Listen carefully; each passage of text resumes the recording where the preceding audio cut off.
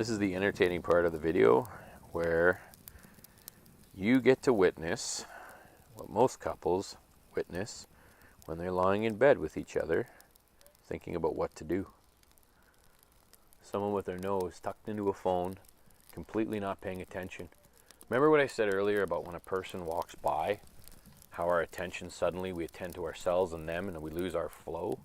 When you have one of these things stuck to the end of your nose and you're tapping away on it while your partner's talking, I don't care who you are, you're not paying attention. You're not listening to them. Your mind can't do that. You're mostly here.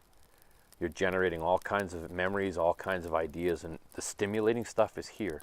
See, the ADHD, if I have this in my hand and I'm playing with this, there's no way I'm paying attention to my wife. She would have to be more stimulating than a color screen with 30 or 40 games and hot and cold running information that I can pull up at any moment, not to mention pornography.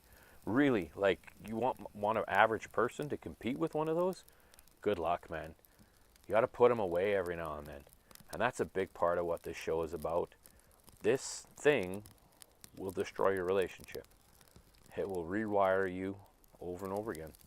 Every time you lie in bed, instead of wondering what your partner's doing, who your partner is, what kind of interests she has, your brain is going to go to your game. It's going to go to your friends on Facebook, most of whom you hardly know, to tell you the honest truth. And you'll get lost in it. And the relationship will slowly deteriorate.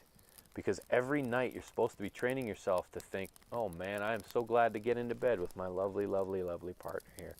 We're going to have one of those conversations that we just don't get time to do anymore. It might even turn into some sex. That's going to be a good night. Not, oh good, I get to go line little candies and crystals up and hope to win some coins that I can spend on things that don't exist. Hooray! That's not going to help you guys. You got to put the phones away. And one of the greatest ways to do that is to play a game, have an activity that raises the stimulus level of the conversation, because you want to give your partner and your relationship a chance to be more interesting than the rest of all of this techno noise that we fill our heads with. Add a game, have a nice conversation, hold hands, you'll learn stuff. You'll grow way, way, way farther than if you just watch TV and play apps all the time. Your relationship will deteriorate, your app collection will grow, and your attention span will shrink to a tiny, tiny morsel of what it once was. And honestly, you won't have the attention to even pay attention to your partner long enough to understand what they're talking about, what they need, or who they are. We poison ourselves with all of these devices and all of these social media things around us. Spend the time every now and then, people. Spend the time on another person. And if a relationship really means something to you, take care of it. Do everything in your power. It will leave you.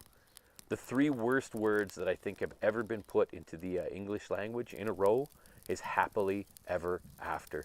Because my question is how? How did you get to happily ever after? It wasn't about climbing a tower, killing a dragon, and kissing the princess. It doesn't work that way. That's when it gets hard. That's when it gets really, really, really hard, and you have to learn how to put up with how irritating that princess is, and how difficult and how different she is from you, and how you're going to manage to make a safe, warm place for the two of you to grow. And a lot of that can be done by finding common goals and common activities. Bonding rituals is a great place to start, because you're going to need to learn how to navigate different situations together, how to talk, how to care, how to learn about each other, because we forget.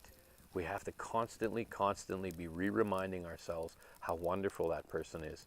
And if our brain gets into a state of negative sentiment override, meaning that we only remind ourselves how irritated we are with that person, what a pain that other person is, and how difficult that other person is, yeah, the contempt and the sneer will start to come out on our personalities, and that person won't want to spend time with us anymore. And the friendship will die, and we will end up alone or married and alone. That's where affairs come in, people. Don't go down that road. Spend the time you need on the relationship that you have. Make it the greatest relationship you possibly can. It's probably one of the most valuable things you will ever have in your entire life. And it needs It deserves at least the amount of care and attention you put into your car or your board game collection. Take care, people.